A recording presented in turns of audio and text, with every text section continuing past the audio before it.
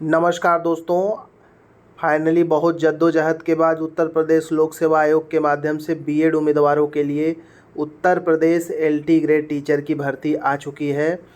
दोस्तों, यह आपके लिए बहुत बड़ा खुशी का दिन है। 28/7/2025 से आवेदन स्टार्ट हो रहा है और 28/8/2025 तक आप अपना आवेदन कर सकते हैं। दोस्तों, आवेदन करने के दौरान यदि फार्म में कोई दिक्कत आ जाती है तो उसको आप 4/9/2025 तक उसमें फाइनली संशोधन कर सकते हैं। दोस्तों, अब आगे देखते हैं।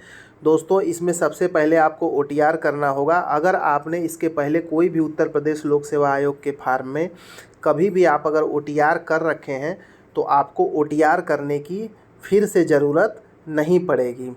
आगे देखते हैं। दोस्तों, अगर आगे आप आएंगे तो इसमें आपको सबसे जो ज़रूरी चीज़ें हैं वो हम आपको बता दें। आवेदन शुल्क।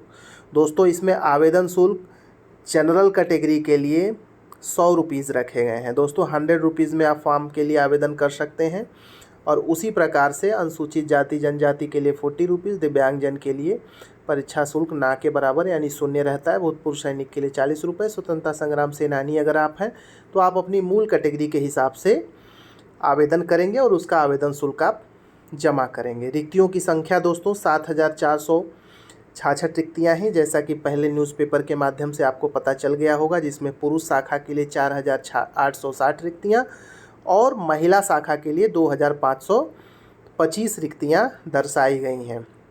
दोस्तों, यह भर्ती का ग्रेड पे 4600 होता है। 4600 मतलब यह भर्ती आपकी लेवल 7 के अंतर्गत आ जाती है। इसमें दोस्तों वेतनमान अगर हम आपको बात करें तो 44,900 आपका बेसिक होता है। दोस्तों, यह नॉन गज़टेड पोस्ट होती है। अब इसके बाद दोस्तों हम आगे बात करेंगे। ये आपका हो गया रिक्तियों की संख्या के बारे में और आपका वेतनमान के बारे में। दोस्तों, इसमें रिजर्वेशन की प्रक्रिया जो आप पहले से देखते आ रहे हैं, इसमें जनरल ओबीसी एससी एसटी को भी रिजर्वेशन है। उसी तरह आपको महिला उम्मीदवारों के लिए, भूतपूर्व सैनिकों के लिए, दिव्यांग अभ्यर्थियों के लिए भी जो हॉरिजॉन्टल आरक्षण मिलता है वो आपको इसमें मिलेगा। दोस्तों, अब इसके बाद दोस्तों बात करते हैं आगे क्या दिया हुआ है। इसमें शैक्षिक अर्हता है। सबसे इम्पॉर्टेंट है शैक्षिक अर्हता को लेकर के बहुत से विद्यार्थी काफ़ी परेशान थे कि शैक्षिक अर्हता में किसी को कंप्यूटर साइंस में दिक्कत आ रही थी, किसी को हिंदी में, किसी को कला में दिक्कत आ रही थी। तो दोस्तों आज उसको हम डिटेल समझेंगे। दोस्तों, हिंदी में आप देखें तो हिंदी में आपको सबसे ज़रूरी चीज़ क्या है। हिंदी में आपको जो स्नातक विषय होगा, स्नातक विषय के साथ साथ उसमें हिंदी पढ़ा होना चाहिए और साथ में संस्कृत बहुत ज़रूरी है। दोस्तों, संस्कृत इंटरमीडिएट लेवल पे एक विषय के रूप में आपने इंटर में संस्कृत अगर पढ़ा होगा तो ही आप इसके लिए एलिजिबल हैं। उसके बाद दोस्तों अगर बात करें सेकंड नंबर पे आपका इंग्लिश है। इंग्लिश में भी भारत में विधि द्वारा किसी विद्यालय में मानित संस्था से अंग्रेजी से स्नातक के साथ साहित्य मांग दिया। दोस्तों, अंग्रेजी में क्या किया है, यहाँ पे साहित्य की उपाधि मांग दी है। साहित्य की उपाधि के साथ साथ आपको बीएड भी करा होना चाहिए। उसी तरह दोस्तों गणित में है। गणित में किसी मान्यता प्राप्त विश्वविद्यालय से आपका ग्रेजुएशन होना चाहिए, जिसमें एक विषय में गणित होना चाहिए और गणित में बीएड दोस्तों सब में है। केवल आप यहाँ पे जब आएंगे तो यहाँ पे आपको एक कंप्यूटर साइंस में आप देखेंगे यहाँ पे बीएड की जगह प्रेफरेंशियल कर दिया है। दोस्तों, मतलब अगर आपके पास बीएड नहीं भी है तो आप अप्लाई कर सकते हैं। और मान लीजिए फॉर एग्जांपल 60% कट ऑफ लगी। अगर 60% कट ऑफ लगी, एक उम्मीदवार बीएड वाला है और एक नॉन बीएड है, तो वहाँ पे अगर बराबर नंबर आ जाते हैं तो वहाँ पे प्रेफरेंशियल क्वालिफिकेशन का यही मतलब होता है कि अगर नंबर दोनों के बराबर हैं तो जिसके नंबर बराबर होने के साथ साथ अगर उसके पास बीएड की उपाधि है तो दोस्तों वह पहले सेलेक्ट होगा। अब आगे बात करते हैं दोस्तों उर्दू के बारे में। उर्दू में भी आपको किसी मान्यता प्राप्त विश्वविद्यालय से उर्दू के साथ स्नातक किया हुआ होना चाहिए, उसके साथ बीएड की उपाधि। ठीक उसी प्रकार से जीव विज्ञान में, संस्कृत में पोस्ट आई हुई है। दोस्तों, अब कला की बात करेंगे। कला काफ़ी चर्चा में था दोस्तों, काफ़ी दिनों से चर्चा में था। कला में भी आपको बीएड से छूट दी गई है। यह छूट दोस्तों दूसरे पॉइंट को आप देखें, मान्यता प्राप्त विश्वविद्यालय से दोस्तों जिसने ललित कला बीएफए के साथ स्नातक और भारत में विधि द्वारा स्थापित किसी विश्वविद्यालय मान्य विश्वविद्यालय से अधिमानी अर्हता के रूप में बीएड की उपाधि ली हुई हो। दोस्तों, इनका कहने का मतलब ये है कि अगर आपने बीएफए किया हुआ है तो उसके साथ साथ बीएड अगर आपके पास है तो आपको अधिमान दिया जाएगा, और बीएड नहीं भी है तो भी आप अप्लाई कर सकते हैं। दोस्तों, उसके बाद उसी प्रकार से संगीत में भी है। संगीत में भी आपको किसी भी विश्वविद्यालय के साथ संगीत में स्नातक की डिग्री होनी चाहिए। उसके बाद दोस्तों भारत खंडे संगीत विश्वविद्यालय से भी आप संगीत विशारद में जो है इलाहाबाद से संगीत प्रभाकर किए हुए हैं तो भी आप अप्लाई कर सकते हैं। अब इसके बाद दोस्तों ये हो गया। अब इसमें दिक्कत आपको कुछ और सब्जेक्ट में थी, जैसे शारीरिक शिक्षा।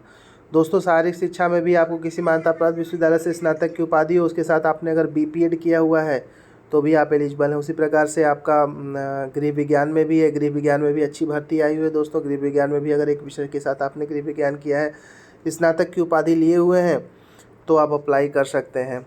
ठीक उसी प्रकार से कृषि में आई हुई है भर्ती। इसमें दोस्तों एक भर्ती अलग आपको देखने को मिल सकती है, इसमें दिव्यांगजन सशक्तिकरण विभाग के तहत भी कुछ भर्तियां आई हुई हैं दोस्तों। यह भर्तियां मुख्य बाधित जो विद्यालय होते हैं, सामकेती विद्यालय होते हैं, उनके तहत ये भर्तियां आई हुई हैं। अब दोस्तों इसमें जो है अधिमानी अर्हता में मान लीजिए आपने भारतीय सेना से कम 2 वर्ष की अवधि तक कोई सेवा की हुई है तो भी अधिमान मिलता है। और आपको पहले से पता होगा राष्ट्रीय एनसीसी का बी श्रेणी का आपने प्रमाण पत्र प्राप्त कर रखा है तो भी आपको इसमें अधिमान दिया जाएगा। दोस्तों इसमें आयु में छूट का वर्णन किया गया है। आयु सीमा दोस्तों सबसे ज़रूरी अब इम्पॉर्टेंट बात के बारे में बात करेंगे दोस्तों। इसमें आयु सीमा की बात की हुई है। आयु सीमा कब से आपका मेजर होगा दोस्तों? आयु सीमा जो ये मेजर कर रहे हैं वो 1 जुलाई 2025 से। बहुत इंपॉर्टेंट चीज़ है। आप अपना जो लोग अंतिम पड़ाव पे हैं उम्र के, जो 40 वर्ष इनकी उम्र सीमा होती है, तो उसमें वो लोग काफ़ी परेशान थे कि कब से गणना होगी या छूट मिलेगी। दोस्तों छूट तो नहीं दिया गया है, लेकिन हाँ एक अच्छी बात है कि 1 जुलाई से इन्होंने कंसीडर करा है। बहुत एग्जामों में दोस्तों जनवरी से कंसीडर करते हैं। ये अच्छी बात है कि 6 to 7 मंथ का आपको यहाँ पे फ़ायदा मिलता हुआ दिख रहा है। ठीक है दोस्तों, तो यहाँ तक बातें हो गई आपको। और 1 जुलाई 2025 से आपकी गणना होगी, जिसमें मिनिमम आयु आपको 21 वर्ष रखी गई है और मैक्सिमम 40 वर्ष रखी गई है। जिनका भी जन्म 2 जुलाई 1985 से पूर्व का होगा वो एलिजिबल नहीं होंगे, और 1 जुलाई 2004 के बाद का भी एज नहीं होना चाहिए। दिव्यांगजनों के लिए 10 ईयर्स की छूट जैसा कि सबको पता है वो मिलेगा। 55 वर्ष तक उनकी आयु होनी चाहिए। उनका जन्म उनके लिए भी दे दिया है 2 जुलाई 1970 के पूर्व का दोस्तों नहीं होना चाहिए। अब आगे बात करेंगे दोस्तों इसमें, हाँ, निगेटिव मार्किंग। ये बहुत इंपॉर्टेंट टॉपिक था दोस्तों निगेटिव मार्किंग का। निगेटिव मार्किंग दोस्तों 1/3 कर दिया गया है। 1/3 निगेटिव मार्किंग इसमें कर दी गई है। और सबसे बड़ी चीज़ इसमें एक बात और समझने की है कि कितने नंबर हमको पास होने के लिए लाने होंगे दोस्तों। अनुसूचित जाति और जनजाति के लिए केवल SC ST उम्मीदवारों के लिए 35% है और बाकी सभी उम्मीदवारों के लिए 40% मिनिमम मापदंड बनाया गया है दोस्तों। इसी प्रकार से जो भी उत्तर प्रदेश के अनुसूचित जाति हैं के उम्मीदवार हैं उनके लिए ये प्रपत्र है, OBC के लिए प्रपत्र है, तो ये प्रपत्र आप साइन करा करके अपना पहले से तैयार करके दोस्तों रखें, जिसकी ज़रूरत आपको फॉर्म भरने के टाइम और उसके बाद DV में भी ज़रूरत पड़ेगी।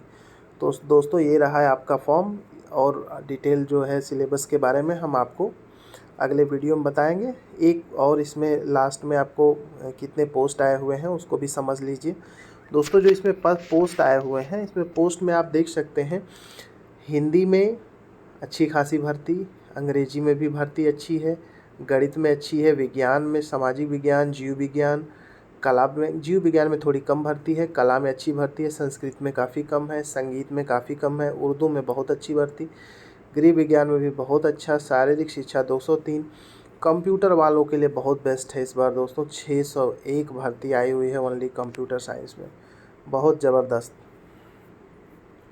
इसमें आप जनरल में देख सकते हैं 241।